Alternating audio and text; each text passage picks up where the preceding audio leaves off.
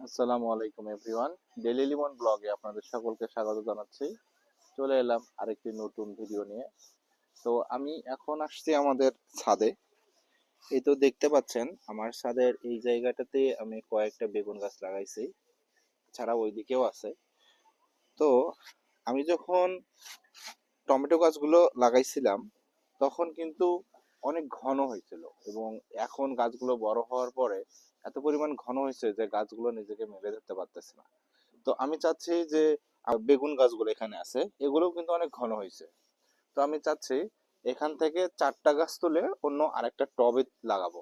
তাহলে যে বাকি 4টা গাছ থাকবে, এই 4টা গাছ তাদের নিজের মতো করে এখানে তাদেরকে মেরে ধরতে পারবে, এবং আমার ধারণা ফলনও অনেক ভালো হবে। তো চলেন আমরা 4টা গাছের জন্য টব রেডি করি।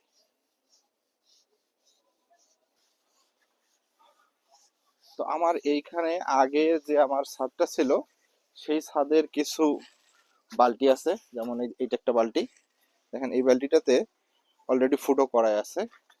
আর এই পাশে হচ্ছে আরো কয়েকটা ফাঁকা বালতি আছে। এই যে এইখানে এটা একটা আছে, এটাতে ফুটো করা আছে। যেহেতু আমার 4টা গাছ, আমার 4টা বালতি লাগবে।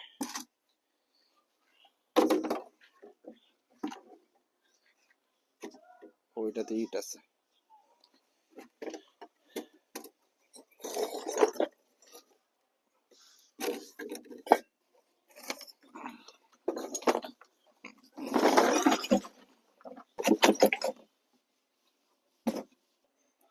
এই তো এই 4টা বালতি দেখতে পাচ্ছেন, এই 4টা বালতিতেই আমি 4টা বেগুন গাছ লাগাবো। তো যে কোনো গাছ লাগাতে গেলে আগে অবশ্যই পানি নিষ্কাশন ব্যবস্থাটা ঠিক রাখা লাগে। সেজন্য আমি প্রত্যেকটা বালতির নিচে ইট ভাঙা এবং আমাদের বাসায় ইটের কিছু বুজরি আনা ছিল, এগুলো দিয়ে দিলাম, যাতে পরবর্তীতে গাছের গোড়ায় পানি দেওয়ার পরে অতিরিক্ত যে পানিটা থাকে সেটা বের হয়ে যায়। বুজরি দেওয়ার পরে আমি প্রত্যেকটা বালতিতে আগে আমার মাটিগুলো দিয়ে ভরাট করে নিলাম। আমি যে মাটিগুলো ব্যবহার করতেছি এই মাটিগুলো আমাদের বিল্ডিং যখন শুরু করে, অর্থাৎ যখন ভিত্তি দেয়, তখন এই মাটিগুলো আমি সংরক্ষণ করে রেখেছিলাম। এই মাটিগুলো তখনকার মাটি। এখানকার যে মাটিটা ছিল এই মাটিটা অনেক উর্বর ছিল। এর আগে যখন বাসা এখানে ছিল না, এখানে আমি অনেক শাকসবজি লাগাইতাম, বিশেষ করে সিম, মিষ্টি কুমড়া, লাউ এগুলো লাগাইতাম, অনেক ভালো ফলন হতো। সেজন্য ওই মাটিগুলোই আমি সংরক্ষণ করে রাখছি, যে ভবিষ্যতে যখন আমি ছাদে বাগান করব তখন যেন সেই মাটিগুলো ব্যবহার করতে পারি। আজকে প্রায় 6-7 বছর পরে এই মাটিগুলোই আমার কাজে লাগতেছে, আলহামদুলিল্লাহ। এই মাটিগুলো আমি আমাদের বাসার মিস্ত্রিদেরকে নিয়ে নিচ থেকে ছাদে উঠায় নিছি এই ছাদ বাগানে কাজে লাগাবো বলে। আমাদের টব রেডি, মানে আমি যে বালতিগুলা নিলাম সেই বালতিগুলো এখন রেডি। এখন জাস্ট গাছগুলো তুলবো, তুলিও এই বালতিগুলোতে লাগাই দেবো। তো চলুন এখন গাছগুলো তুলি।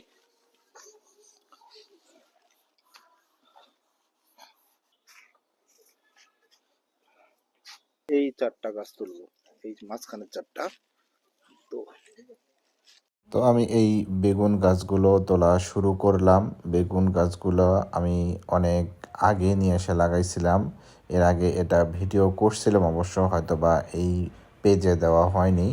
তো বেগুন গাছগুলো নেওয়ার সময় আমাকে বলছিল যে এগুলো দেশি বেগুন গাছ, এগুলো গোল না, লম্বা লম্বা বেগুন যেগুলো হবে সেই বেগুনের জাত আমাকে বলেছিল।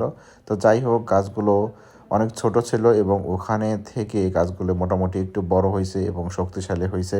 আমি আশা করতেছি আমার এই গাছগুলো বালতিতে অনেক ভালো থাকবে এবং অনেক সুন্দরভাবে বেড়ে উঠবে, কারণ এই মাটিটাও মোটামুটি অনেক ভালো।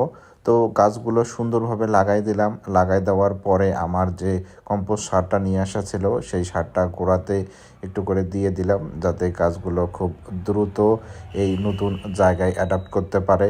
যেহেতু একটা জায়গায় ওরা ছিল, সেখানে খুব সুন্দরভাবে ওরা বেড়ে উঠতেছিল এবং ওখান থেকে আমি সরে আরেক জায়গায় নিয়ে আসলাম, সেজন্য যেন তারা খুব ভালোভাবে বেড়ে উঠতে পারে। এই তো দেখতে পাচ্ছেন আমি ফাইনালি আমার 4টা বেগুন গাছ 4টা টবে রিপোর্টিং করলাম, এবং ইনশাআল্লাহ এই গাছগুলো খুবই ভালো হবে এবং এর যত্ন আমি অনেক ভালোভাবে নিব। এবং আমার খুবই ভালো লাগতেছে, কারণ আস্তে আস্তে আমার এই ছাদটা একবারে একটা সুন্দর বাগানে পরিণত হচ্ছে। তো আজকের ভিডিও এই পর্যন্তই। সবাই ভালো থাকবেন, সুস্থ থাকবেন। আমি এবং আমার পরিবারের জন্য দোয়া করবেন। আল্লাহ হাফেজ।